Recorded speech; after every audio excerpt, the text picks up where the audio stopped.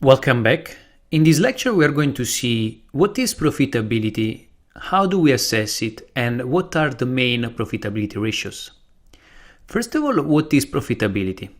Profitability is the ability of any company to produce earnings. How do we actually assess whether a company is producing earnings or not? Well, the first thing that we want to do is actually to look at its income statement. For example, if we scroll down in this spreadsheet here and we look at our income statement, we can look directly at our net profit. In this case, our net profit are the earnings produced by the company.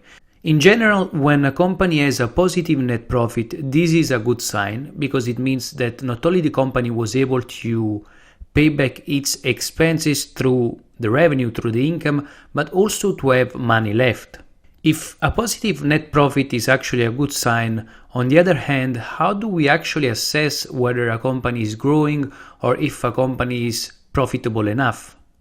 This is when we use the profitability ratios.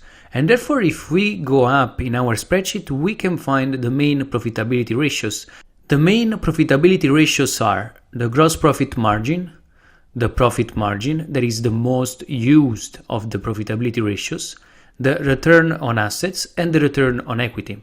Now, if we look first at our gross profit margin, we can see that our gross profit margin is given by gross profit over sales. The first step that we want to take is actually to go on and recall the cell where we have the gross profit. And then we want to go on and recall the cell where we have the sales or the revenue.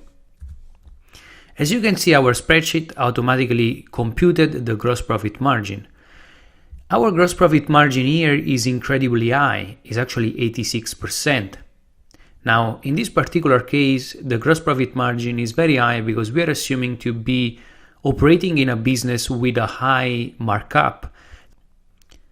Think, for example, of a popcorn store.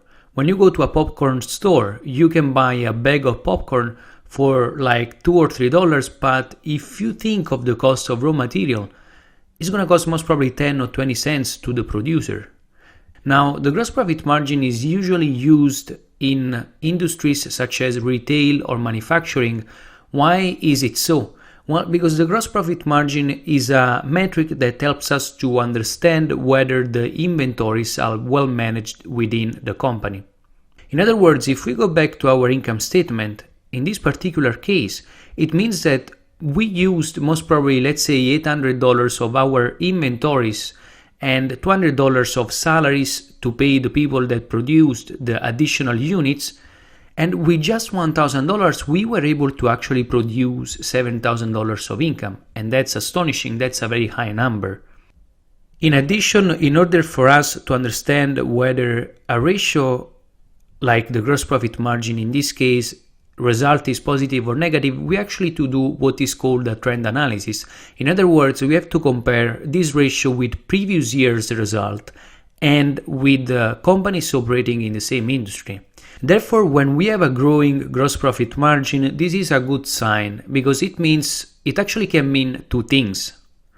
On one hand, a growing gross profit margin means that we were able actually to increase the price of our product. In other words, we were able to produce a higher gross profit margin because we were able to sell our product at a premium price. On the other hand, if we were able to increase our gross profit margin, this can also mean that we were able to use less inventories or less work, and therefore this means that we were more efficient from the operational standpoint.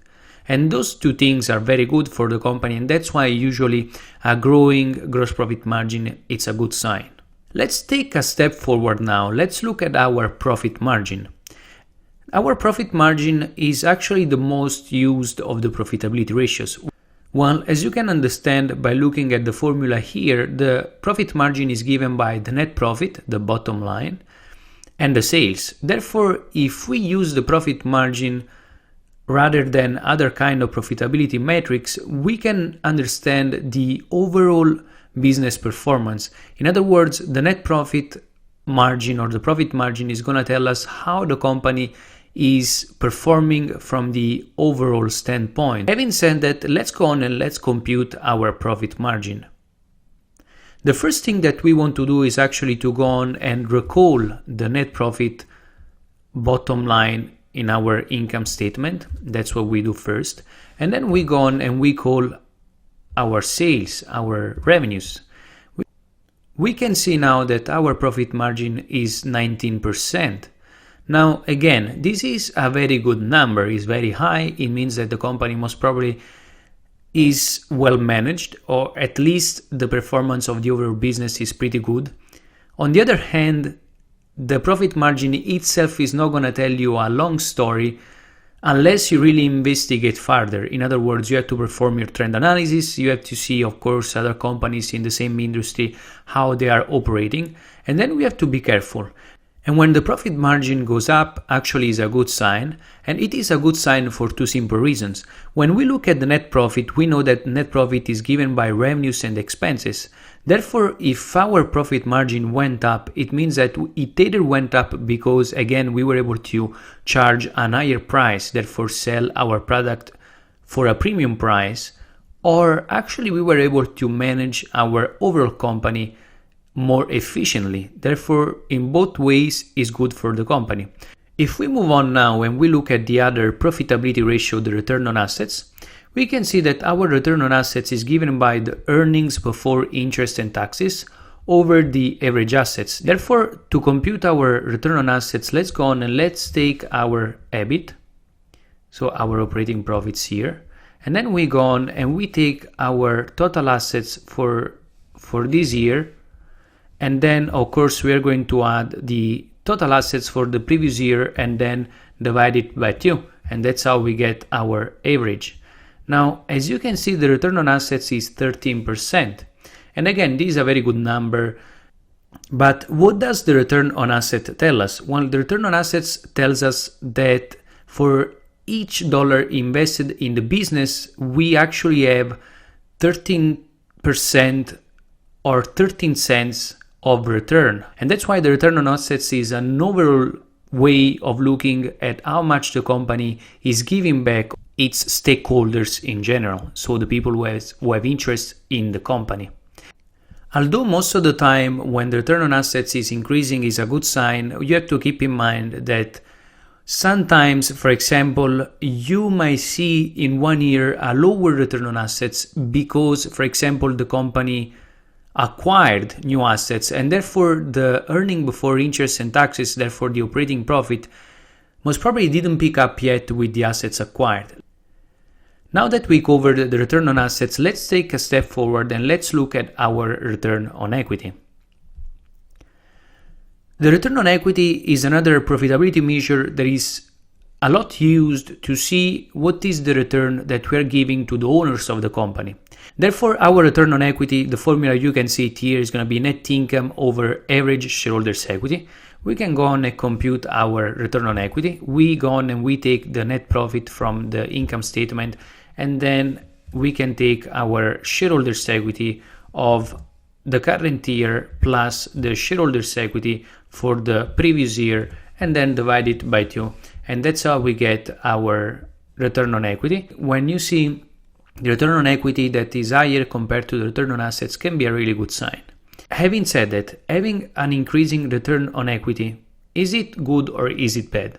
Of course, having an increasing return on equity is a good sign, but also here, be careful. Why? Well, because the return on equity may have increased due to the fact that our shareholders' equity decreased, and when this happens, is not always a good sign. When you take on more debt, this company becomes also more risky, becomes riskier. When we see a return on equity that is increasing due to the fact that the shareholders' equity is lower, then we have to be careful and we want to investigate further. For example, one thing that we could do is actually run other ratios, such as the leverage ratios, for example, the debt to equity, that will help us to assess whether the company took on more debt to achieve this result, to grow the return on equity. And if that was the case, I would be careful, and I would actually underline the fact that the company was able to increase the return on equity just because it took on more debt.